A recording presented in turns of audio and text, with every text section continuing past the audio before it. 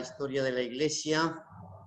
Hoy vemos la Edad Moderna, que dura más o menos hasta final del siglo XIX, y veremos el próximo miércoles la historia de la Iglesia en la Edad Contemporánea, para terminar este primer cuatrimestre dentro de 2 semanas con el tema de, bueno, pues del siglo XX en la diócesis de Cádiz, ¿vale? Para que veamos un poco cuáles son las circunstancias que se han ido produciendo en la historia de la Iglesia, pero en el caso concreto que nos rodea.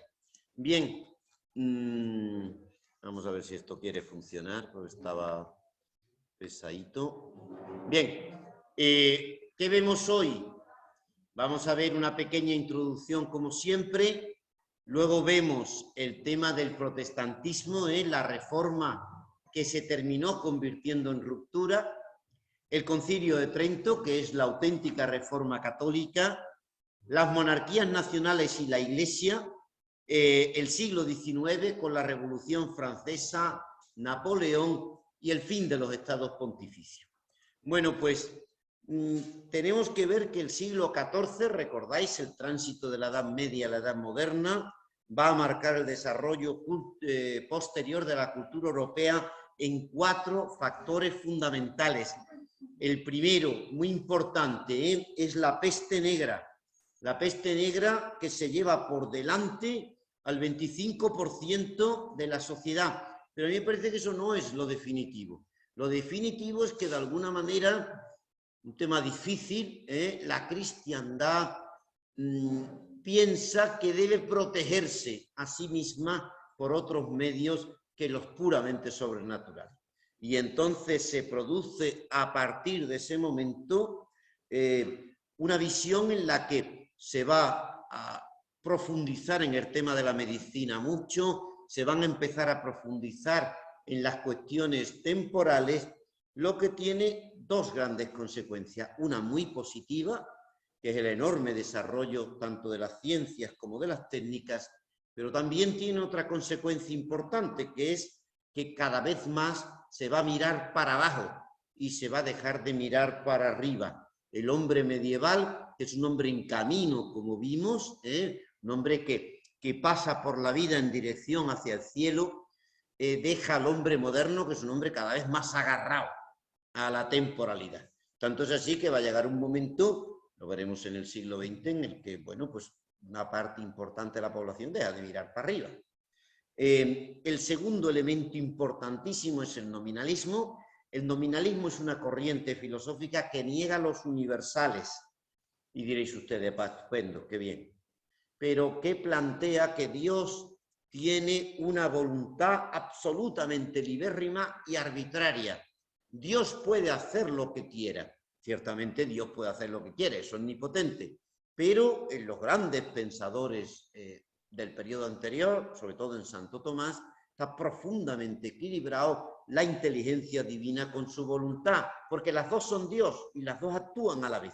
Ni la inteligencia divina actúa sin la voluntad, ni la voluntad sin la inteligencia. Pero la idea que plantea Guillermo de Ockham y todo el nominalismo es que Dios tiene una libertad absoluta, podría hacer lo que le diera la gana. Ya el Beato Scoto, que es el tránsito al siglo XIV, va a decir que los primeros 3 preceptos son de verdadera ley natural, los primeros 3 mandamientos de la ley de Dios, pero que a partir de ahí Dios podría haber mandado otra cosa. Pero Guillermo de Ockham va a ser mucho más radical. No, Dios puede hacer lo que quiera, y como puede hacer lo que quiera, podría haber dicho que el primer precepto de la ley fuera odia a Dios con todas tus fuerzas, y eso sería bueno. Esto provoca una enorme conmoción. En primer lugar, porque define un estilo. Nosotros, tal como pensamos de Dios, pensamos del ser humano. Y entonces define un estilo de ser humano fundado en su voluntad. Y por tanto, lo que se le va a proponer al ser humano como meta no es equilibra tu razón y tu voluntad, sino desea lo que quieras y busca una libertad completamente desvinculada de cualquier elemento. Y en segundo lugar, lleva lógicamente a no fiarse de Dios, porque si Dios no es ese ser bueno que procura en nuestra naturaleza darnos lo mejor, aunque a veces nos cueste luchar, sino que es un ser libérrimo, que nos ha hecho como le da la gana y sin mirar en grandes cuestiones, pues entonces yo tendré que estar un poquito diciendo a ver si le puedo dar la vuelta a este padre malo en última instancia y hacer un poco lo que me dé la gana. Sin el nominalismo no se entiende el luteranismo. Luteranismo en el que Lutero, por un lado, muestra una reverencia hacia la majestad divina, tanto que él es ordenado sacerdote y no quiere celebrar la Eucaristía por lo que le supone de reverencia, pero dice por otro lado cuánto odio a Dios, cuánto me gustaría que no existiera. ¿Por qué? Porque es un ser terrible que marca sobre mí la huella horripilante de sus designios y hace lo que quiere conmigo. ¿Vale? Tercer elemento importantísimo, los nacionalismos emergentes, especialmente Francia. Francia y los pequeños estados alemanes que se van a enfrentar al imperio creando una Europa llena de fronteras. Y en cuarto lugar, la decadencia del papado, como vimos la semana pasada, singularmente por el terrible cisma de Occidente, ya lo comenté un poco por encima, dos papas rivalizan entre sí la obediencia de los cristianos y hasta los propios grandes santos de la época están divididos.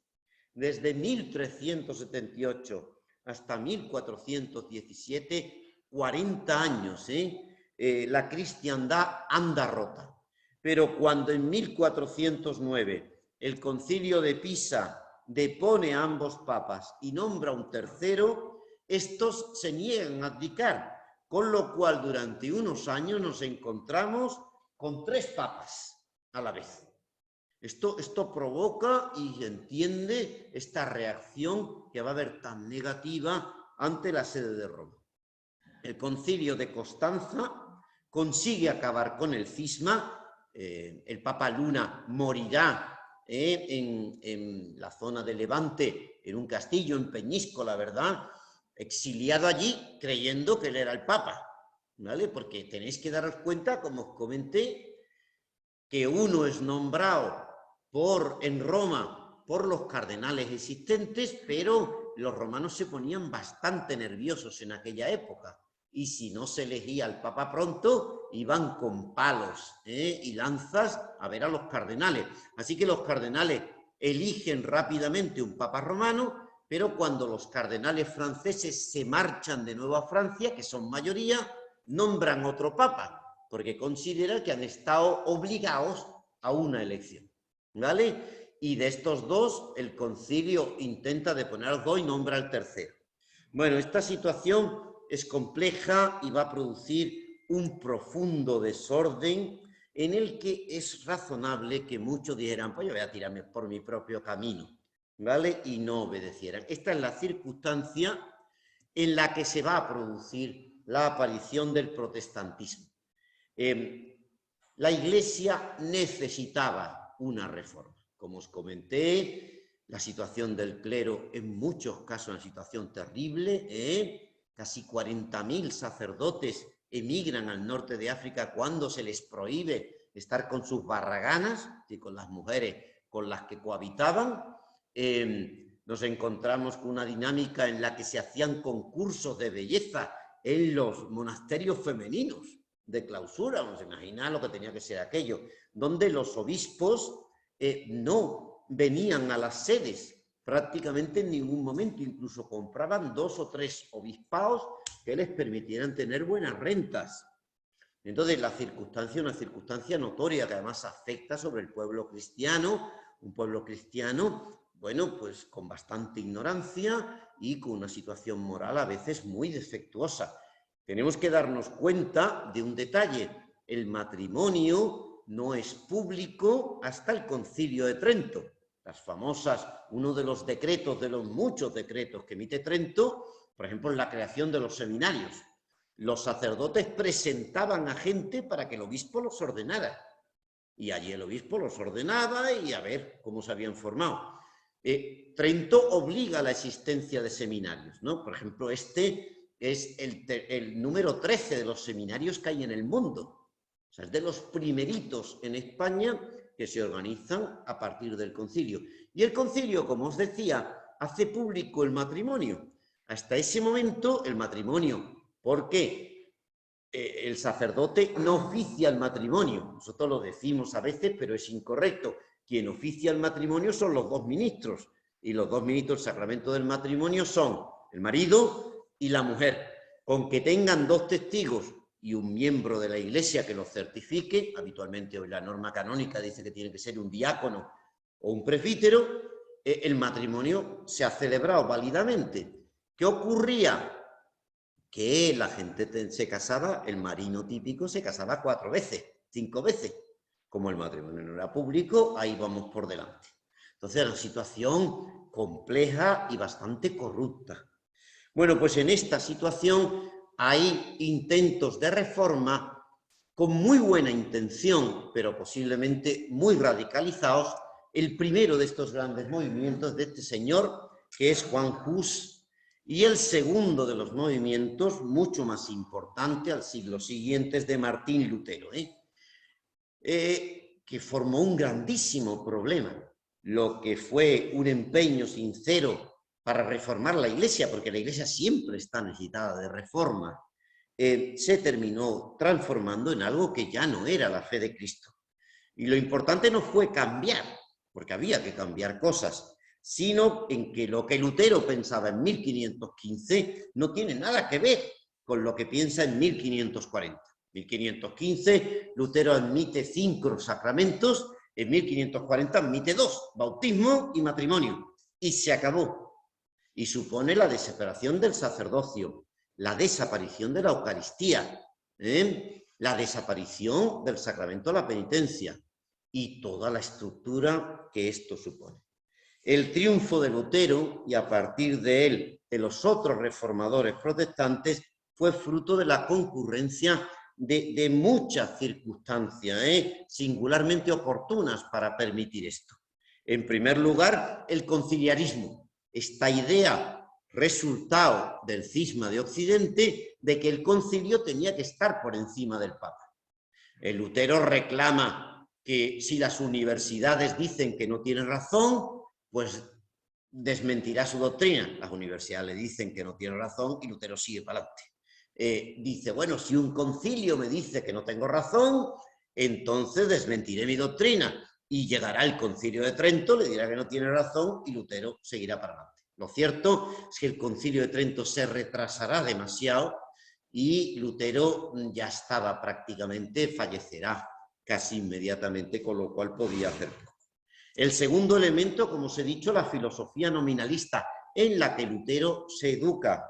En tercer lugar, la presión tributaria de la hacienda papal en Aviñón, que tenía que surtir a la corona de Francia, la propia corte del Papa. Cuando hay 2 papas, tenemos 2 cortes, con lo cual la asignación tributaria sobre los fieles es muchísimo mayor.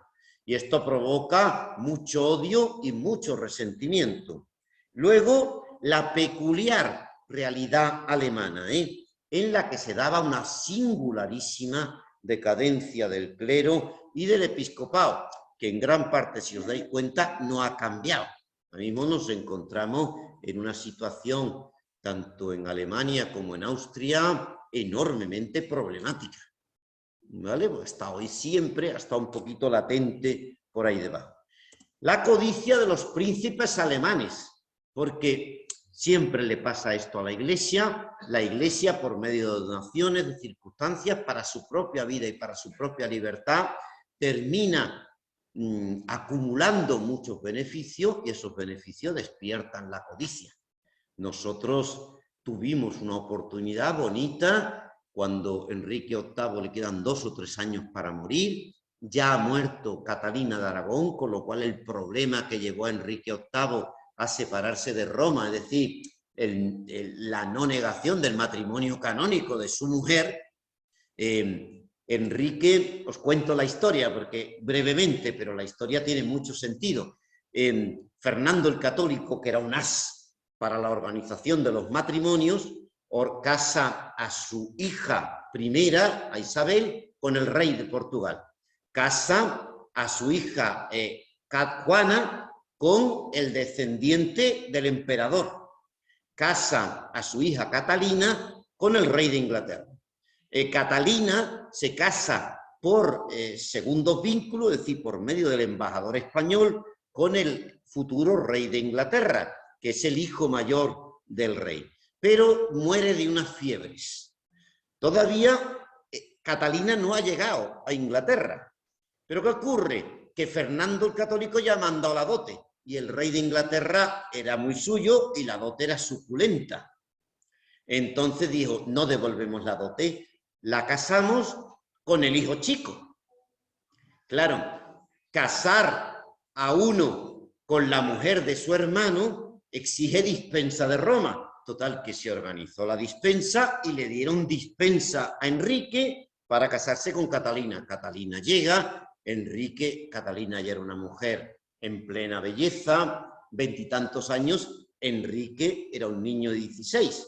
Obtienen electo, Enrique cumple los 20 años, se pueden casar, pero Catalina va aumentando en edad, va teniendo partos, la mayoría de ellos no fructífero, con lo cual se convierte en una mujer mayor, en esta época una mujer de 30 y tantos años, una mujer mayor y curtida, y Enrique sigue siendo un chico joven. Y ahora Enrique, que se enamora de Ana Bolena, pide dispensa al Papa de la dispensa que el Papa le había dado para poder casarse con Catalina. Esto no cuela. Bueno, lo que os quería contar, se organiza con Roma para que Enrique vuelva a estar bajo la fe de la Iglesia. Pero claro, Enrique tenía que devolver las posesiones eclesiásticas que se había quedado. Eran tantas esas posesiones que Enrique dijo, bueno, ya lo organizarán después. Para que veáis la situación de estos matrimonios y la extraordinaria habilidad de Fernando el Católico, sí, Felipe II, que se casa con su tía, que es María, la hija de Catalina de Aragón y de Enrique VIII. Si Felipe II llega a tener un descendiente de ese matrimonio, lo que pasa es que la buena de María ya estaba muy pasada, ese niño habría sido rey de Castilla y de Aragón por el padre de Felipe II. Habría sido rey de Portugal porque Isabel y su marido murieron sin hijos, y habría sido rey de Inglaterra. ¿Vamos? O sea, es impresionante. Si unimos a la corona de Castilla las posesiones que Castilla tiene en toda América, si unimos a la corona de Aragón el dominio de prácticamente todo el norte y todo el sur de Italia, si unimos a la corona de Portugal todo el Brasil, toda la costa de África y buena parte de la India, imaginaros lo que habría sido aquello. Ha sido tremendo, ¿eh? ¿Por qué? Porque Fernando el Católico era muy hábil haciendo alianzas. Bueno, pero viene a esto, la codicia de los príncipes alemanes es muy grande. Y en último lugar, la actitud francesa va a ser determinante. Los franceses, por el enfrentamiento con el imperio y con España, el imperio y España están unidos, Carlos V, quinto de Alemania, primero de España, ¿verdad? Deja el poder, pues de los pocos que se ha ido del poder antes de que se muriera, deja el poder para prepararse a bien morir y se va a Yuste, le da la corona de España y los territorios adyacentes a España, más Flandes, porque él había nacido en Flandes, a su hijo Felipe, y le da la corona del imperio a su hermano Fernando. Esto es muy gracioso porque Juana tuvo a Carlos, que es el hermano mayor, en Flandes, y tuvo el hermano siguiente a Fernando en Castilla. El hermano que hablaba castellano, que había sido educado en España, no va a ser rey de España. Va a ser rey de España el hermano mayor, que no sabía español cuando llegó. Luego, por lo visto, hablaba español con una fluidez extraordinaria, porque Carlos se hizo un español de tomo y lomo después. Pero cuando llegó a Santander, él no sabía castellano, ¿vale? Lo que provocó todos los follones del principio del reinado. Bueno, pues Francia se siente acogotada. ¿Y qué hace? Hace alianzas con los protestantes contra el imperio. Va a hacer alianzas con los turcos. De tal manera que los franceses van a dar una política sorprendente, van a perseguir a los protestantes dentro de Francia y les van a dar dinero fuera de Francia, ¿vale? Esto problematiza la situación del imperio. Nosotros vamos a ganar todas las batallas hasta 1631, que después de 8 horas de combate, el viejo tercio de Cartagena pierde 450 hombres contra 6.000 franceses. Pierde el tercio viejo y a partir de ese momento ya la decadencia de los tercios españoles va en crecimiento a partir de ahí. Pero las 9 batallas anteriores las ganan los tercios, una situación a veces heroica. Conocéis la historia, ¿verdad?, de la Inmaculada. Ellos están en un islote en Holanda y una serie de barcos anglo-holandeses los tienen rodeados. Se encuentra que estaba de una iglesia derruida por los protestantes, se encuentra un cuadrito de la Inmaculada, invocan a la Virgen. Esa noche se hiela y toman los barcos por tierra. O sea, esta es una españolada de estas tremendas. Es decir, no solo es que los barcos quedan cogidos, sino puesto que están helados, vamos a tomar los barcos, ¿vale? Que llega el capitán jefe de la flota anglo-holandesa que va a atacar Cádiz, después, y que va a organizar una tremenda aquí en Cádiz, dice, Dios tiene que ser español. Bueno, pues en esta coyuntura, el protestantismo triunfa en todo Centro Europa, y supone la pérdida de naciones que habían sido cristianas desde mucho antes, habían sido católicas desde mucho antes, con la idea de solo fe, solo Cristo, solo Escritura, que se traduce en sin iglesia, sin tradición, sin sacramentos. Lo que fue en principio un intento de reforma de la iglesia, y posiblemente con muy buena intención, se convierte con Lutero, Zwinglio y Calvino en una ruptura completa con la Iglesia Católica, que afecta pues a muy buena parte de Centro Europa, el norte de Francia, Holanda, buena parte de Alemania, Hungría, los países escandinavos, Escocia, y cuando Enrique VIII se separe de la Iglesia de Roma, Inglaterra. O sea, esto fue un golpetazo de naciones muy antiguas en la fe. Y ante esta pérdida irreparable de tantos hijos de primera hora, pues Dios dará como contrapartida en estos años aciagos la conversión de los indios americanos y de las Filipinas.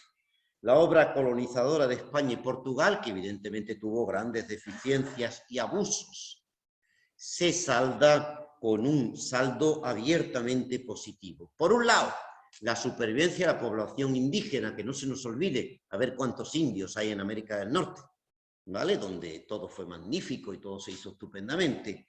Y en segundo lugar, la recepción de la fe y la cultura cristiana. La lengua española, la cultura católica son elementos nucleares del pueblo americano. No son elementos recibidos desde fuera. Cuando Inglaterra, por ejemplo, colonice la India, ni se le ocurrirá intentar convertir a los indios a la religión cristiana.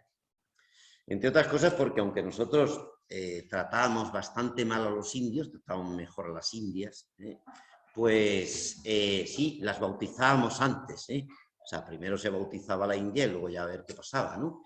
¿Qué ocurre? Que en definitiva esto implica que se trataba de tú a tú al indio, porque se le quería convertir a la misma fe que nosotros. Y a la vez que mandamos gente muy desalmada a América, mandamos gente maravillosa. No os olvidéis la importancia que Cádiz tiene.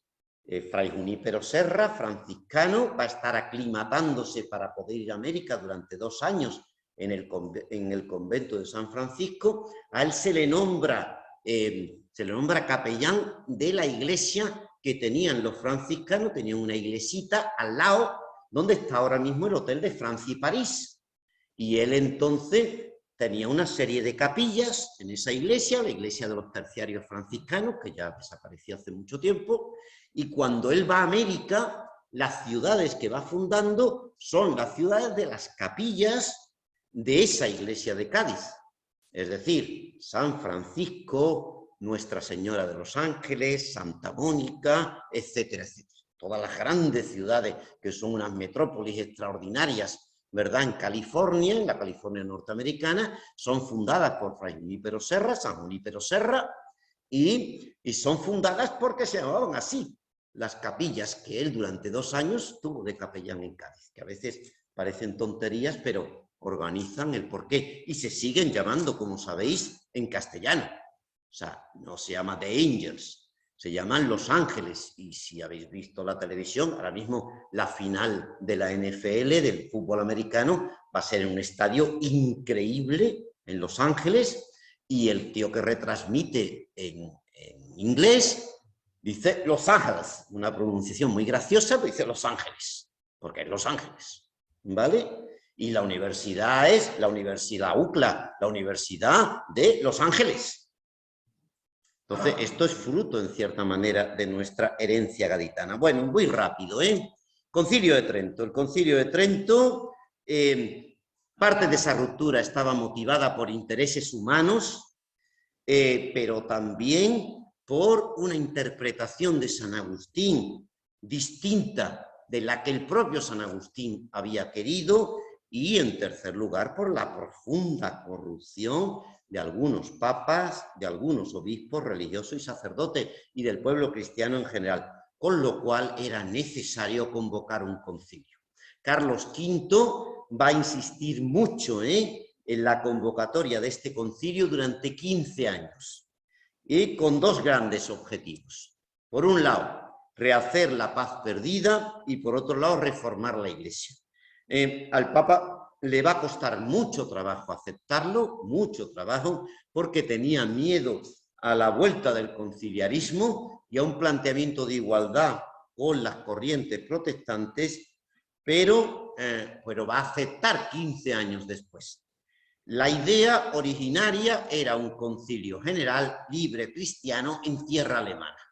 Y esto va a provocar muchas idas y venidas entre el emperador, que quiere que se haga en tierra alemana para que los protestantes puedan venir, y el Papa, que no está muy de acuerdo que se haga en tierra alemana, a ver si puede volver. Y se va a utilizar un sitio, como siempre, la diplomacia vaticana es una de las cosas más sorprendentes del mundo. Elegimos una ciudad imperial, Trento, pero que está en el norte de Italia, con lo cual se le da la razón a todo el mundo. El concilio va a tener una historia compleja, va a ser interrumpido 3 veces y va a durar de 1545, 9 años, a 1564. En ese concilio de Trento, los teólogos y obispos españoles van a ocupar un papel primordial. ¿Por qué? Porque España ya estaba reformada previamente, y estaba reformada por la acción de los reyes católicos, que por interés, no creáis que en el fondo era por otra cosa, le quitan los episcopados a la nobleza y se lo dan a figuras emergentes del reino, unas mejores y otras peores, pero en definitiva se disocia esta cuestión. En segundo lugar, por la gran figura del cardenal Cisneros, que va a obtener mucho poder. Él va a ser el regente cuando muera Fernando el Católico. Juana la Loca está viva, pero no está para muchos trotes.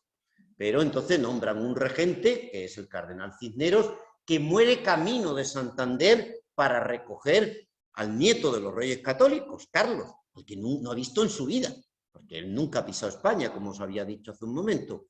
Y cardenal Cisneros, franciscano, va a emprender una reforma muy poderosa, Y, por ejemplo, funda la Universidad de Alcalá, en la que se hace la primera edición políglota de la Biblia.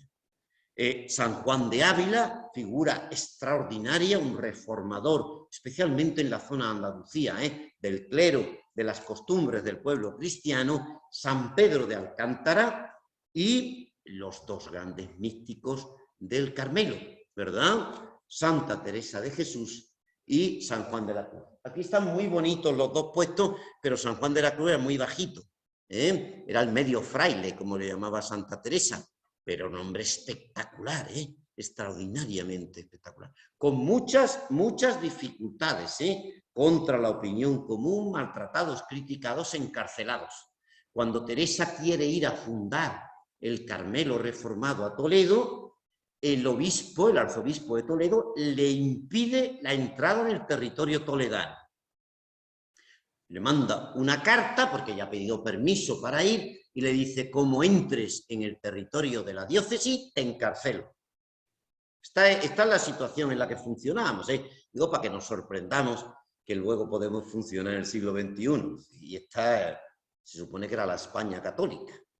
Bueno, San Pedro de Alcántara, que tenía un prestigio extraordinario, va a ver al arzobispo de Toledo y le convence de que permita que Teresa vaya a fundar. Y Teresa funda uno de los primeros Carmelos, después de Ávila, lo funda en Toledo. ¿Cuál es la anécdota? Que San Pedro de Alcántara muere 4 meses después. El arzobispo de Toledo va a Alcántara, donde estaba Pedro en el convento, a celebrar las exequias, y le dice al fraile lego que estaba con él, dice: qué suerte tuve que hace 4 meses pudo venir Pedro a verme. Y dijo Pedro: lleva 8 meses en cama. O sea que ustedes pueden pensar lo que les dé la gana, pero San Pedro de Alcántara fue a Toledo estando metido en la cama en Alcántara. Esto es así, ¿eh? A este nivel, quiero que entendamos la historia, a este nivel había que funcionar para conseguir que la santa, por definición de la Iglesia Católica, eso está testificado y certificado con notarios, ¿eh? O sea, que no es un inventito. La situación de la supuesta Iglesia Católica, donde aparentemente todos somos muy católicos, pero cuando viene alguien de fondo a intentar reformar, no nos hace ninguna ilusión, ¿eh? Y entonces la oposición, el pobre de Juan de la Cruz, se pasó media vida en la cárcel. Entonces, en esta situación. ¿Pero qué ocurre? Que esto permite que los hombres que van a Trento son hombres ya reformados. Y luego, sin duda, la presencia de la Compañía de Jesús, fundada por San Ignacio, ¿verdad? Que tiene, fijaros, 5 compañeros en 1534, 1000 jesuitas cuando muere San Ignacio y 13.000 50 años después. 13.000 personas súper preparadas para ir a la reconquista apostólica de Europa y que luego se van a difundir por América. Y de la conjunción de la claridad doctrinal y de las medidas disciplinares, pues va a surgir el Concilio de Trento, que es absolutamente fundamental y que toma medidas doctrinales, toma fuertes medidas disciplinares, por ejemplo, la residencia de los obispos, por ejemplo, como os he dicho, el establecimiento de seminarios. No se va a poder ordenar sacerdotes por las buenas, a ver de dónde salen, sino que tienen que pasar por un proceso determinado, y va suprimiendo los abusos, manifiesta la centralidad de la Escritura y la tradición y el papel del magisterio, el valor de las obras de la gracia y los 7 sacramentos, tal como los había reconocido, por otra parte, la Iglesia desde siempre. Y va a suprimir estos abusos, poniendo un catecismo, un misal y un breviario que van a durar hasta la reforma del Concilio Vaticano II. Es decir, que van a durar 400 años. Figura inmediata después del concilio es el Papa San Pío V, y también justo de después la gran figura de San Carlos Borromeo. Carlos Borromeo, en las circunstancias anteriores, tendría que haber sido el hombre corrupto por definición. Era sobrino del Papa, si no era otra cosa, ¿vale? A los 11 años es nombrado cardenal. Y poco después, con 13 años, secretario de Estado.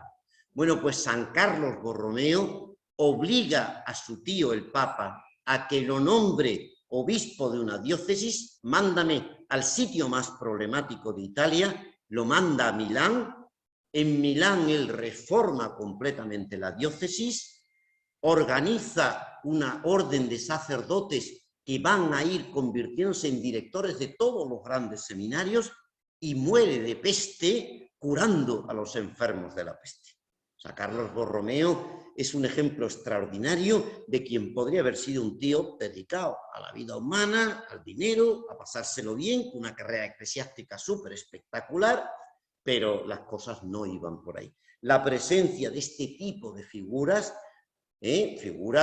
Santo Toribio de Mogrovejo, por ejemplo, grandes obispos que va a haber en España, también va a permitir la emergencia, porque el concilio se va a ver acompañado con grandes personas que lo van a llevar a cabo. Y el concilio hace un uso extraordinario del arte. Muchas de nuestras hermandades más antiguas proceden de este impulso tan grande que le va a dar el Concilio de Trento al arte cristiano para convertirse en desarrollo de difusión. Voy retrasado, rápidamente. Las monarquías nacionales y la Iglesia. Carlos V en 1555 lleva toda la vida peleando, después de ganar una batalla importantísima, traicionado por alguno de sus mejores hombres, firma la paz de Augsburgo. Paz de Augsburgo que lleva al lema cuius regio eius religio, es decir, dependiendo de quién sea el rey, así será la religión. Y se van a suceder 30 años de guerras fratricidas muy duras en Europa, en la que la Iglesia Católica, bueno, pues los católicos van a trabajar ofensivamente, participando de una situación muy dura que no debe volver a repetirse, donde hay crímenes terribles por todos lados, pero también participando de grandes misiones. La más importante, la de San Francisco de Sales, nombrado obispo de Ginebra en un momento dado en el que el único católico de Ginebra es él. ¿Vale? Se recogió, Francisco de Sales va a ganar a la población. Hoy la Catedral de Ginebra es católica porque hay una organización de que la confesión que tenga más miembros en la ciudad es quien tiene derecho a la catedral, y hoy es una catedral católica.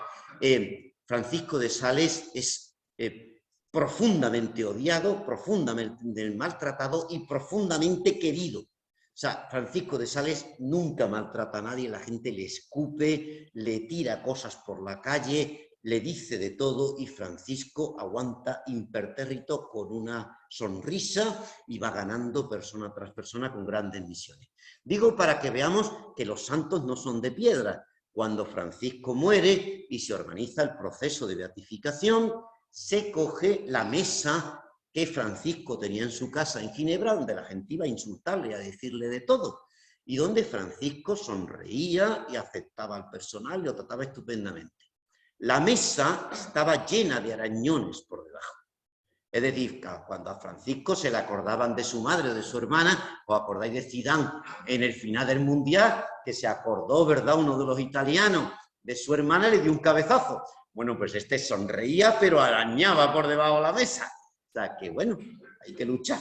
Bien, en la paz de Westfalia, los estados se van a convertir en estados plenamente absolutos. Y esto va a provocar un enorme problema, porque los reyes, para controlar sus países, quieren tener el nombramiento de obispos. Esto llevará, por ejemplo, a la expulsión de la orden pontificia por definición, que van a ser los jesuitas. Jesuitas que van a ser expulsados de las naciones católicas, pero curiosamente no de las naciones protestantes, ¿vale? Y que provoca una situación compleja. Si veis la iglesia de San Francisco, la iglesia de San Francisco tiene el escudo de la compañía y encima, que además se ve que es de construcción distinta, el escudo de Carlos III, porque Carlos III obligó a poner su escudo en todas las antiguas posesiones jesuíticas. Nos vamos ya al final, siglo XIX, Revolución Francesa, Napoleón y el fin de los estados pontificios. Tras la muerte de Luis XIV, en 1715, se está 60 años sin nombrar obispos en Francia, porque Luis XIV los quiere nombrar él.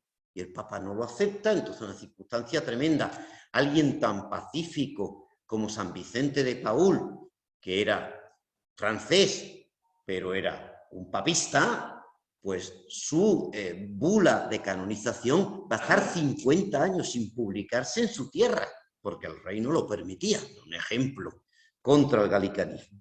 El Estado absoluto a partir de Luis XIV llega a una plenitud. Luis XV es un rey mediocre, Luis XVI prácticamente no se le deja gobernar y decae hasta su destrucción en 1789, que llega a la Revolución Francesa, que empieza con una procesión eucarística y que se convierte prácticamente de forma inmediata en algo contra la fe católica.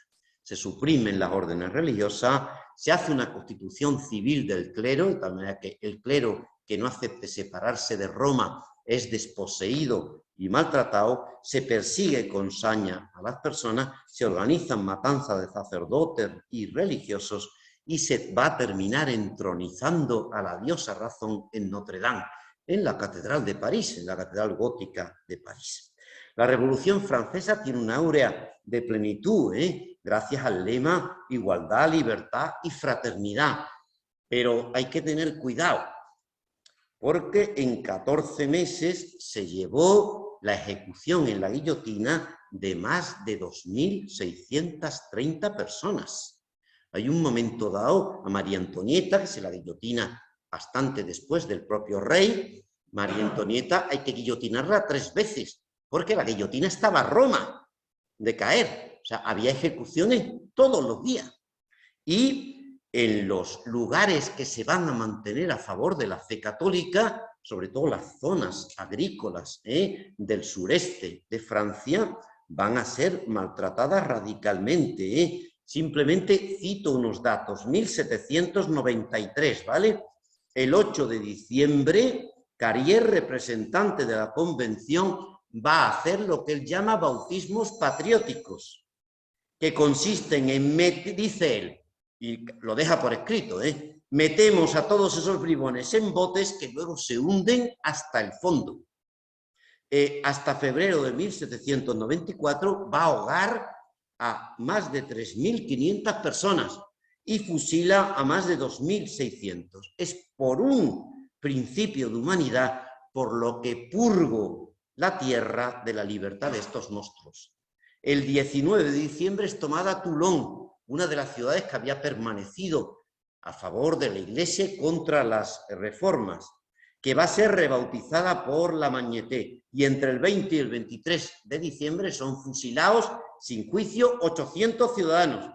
300 más serán condenados a muerte en los meses siguientes.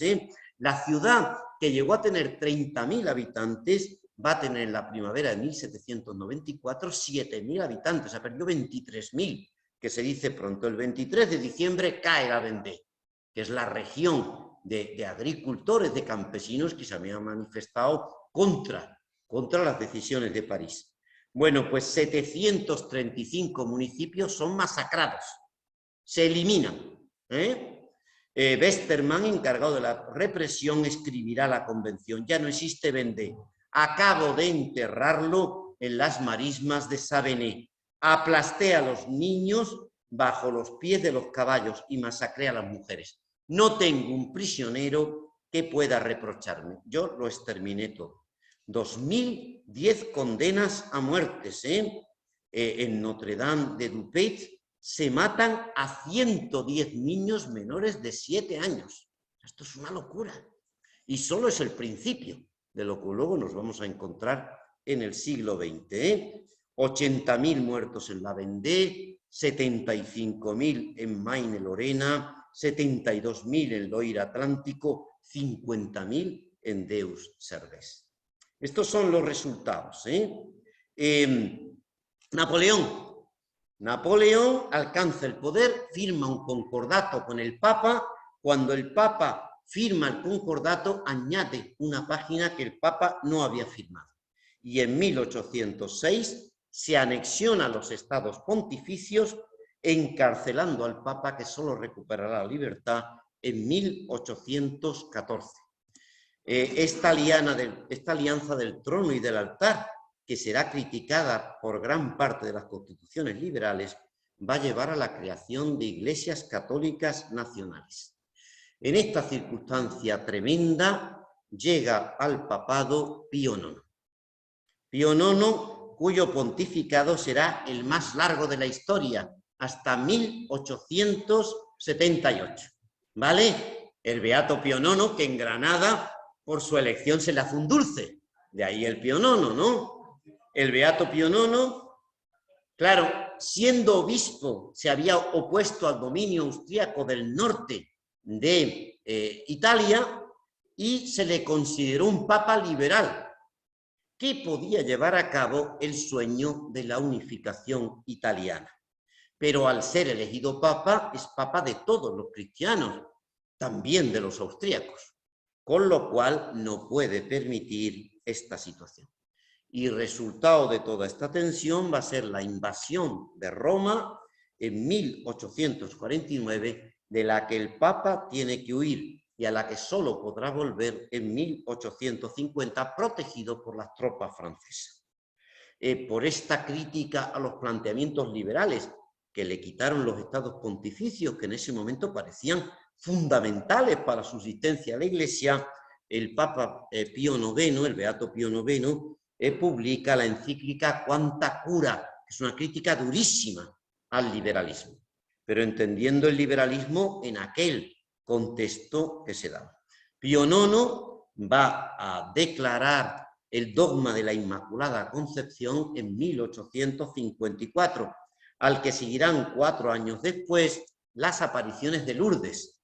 Lo que sorprende al sacerdote de Lourdes es que cuando la pobre Bernardita Subirut, Santa Bernardita, que era una inculta absoluta, no sabía ni leer, le dice: ¿quién es esa señora que se te aparece? Le dice Bernardita: me ha dicho que es la Inmaculada Concepción.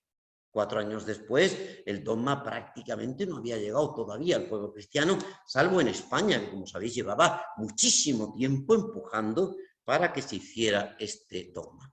Y el Papa Pío IX va a convocar el Concilio Vaticano I, Concilio Vaticano I en el que se declara la infalibilidad pontificia. Ya termino, El concilio acaba repentinamente, por eso, entre otras razones, hay que hacer el Concilio Vaticano II, porque el Concilio Vaticano I no ha terminado, porque en 1870 Napoleón III pierde contra los prusianos, las tropas francesas tienen que abandonar Roma y entran las tropas italianas a tomar la ciudad.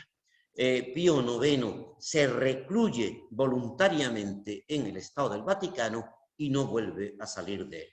No va a salir él, no saldrán los papas hasta Pío XI, todos van a permanecer, Pío IX, San Pío X, León XIII, Benedicto XV, ¿vale? Van a permanecer todos en el Estado Vaticano, desde que son nombrados, no saliendo en ningún momento.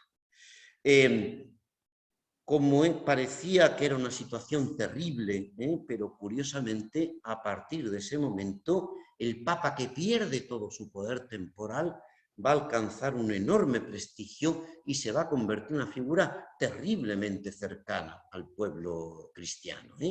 Tanto es así que esa situación del Papa de prisionero voluntario va a golpear diplomáticamente con muchísima fuerza contra el Estado italiano. El Estado italiano no conseguirá arreglar este problema porque, en definitiva, había quitado unos territorios que había robado y que no había dado ninguna compensación, hasta que Mussolini, lo cual le va a dar mucho prestigio, consiga un acuerdo con Pío XI. Los que hayáis estado en Roma, se construye una carretera que va desde San Pedro hasta la ciudad de Roma y atraviesa el puente que se llama Vía de la Conciliazione, porque es la vía de la conciliación entre el Estado italiano y San Pedro. Bien, es el momento de figuras extraordinarias como San Juan Bosco y sus hijos los salesianos, del patrono de los sacerdotes, San Juan María Vianney, el cura de Ars, del movimiento de Oxford, en Inglaterra, cuyo centro van a ser los grandes cardenales, el cardenal Manning y San John Henry Newman, ambos conversos.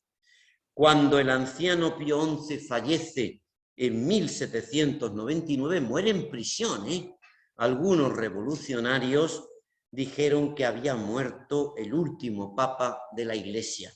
Cuando en 1878 muera Pío IX, con el que terminamos esta parte, la Iglesia estaba muy viva y la Revolución Francesa ya se estudiaba solo en los libros de historia.